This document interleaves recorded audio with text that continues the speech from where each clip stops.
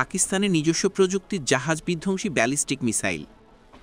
নিজস্ব প্রযুক্তিতে উদ্ভাবিত জাহাজ বিধ্বংসী ব্যালিস্টিক মিসাইলের সফল পরীক্ষা চালিয়েছে পাকিস্তান,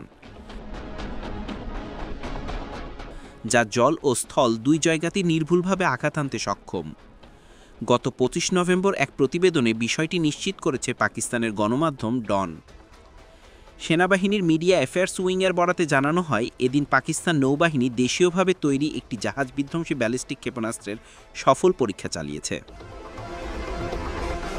আন্তঃবাহিনী জনসংযোগ আইএসপিআরের বিবৃতিতে জানায়, এই ক্ষেপণাস্ত্র ব্যবস্থা সমুদ্র এবং স্থল উভয় জায়গাতেই নির্ভুলতার সঙ্গে লক্ষ্যবস্তুতে আঘাত করতে সক্ষম, যা অত্যাধুনিক নির্দেশিকা এবং উন্নত কৌশলগত বৈশিষ্ট্য দিয়ে সজ্জিত।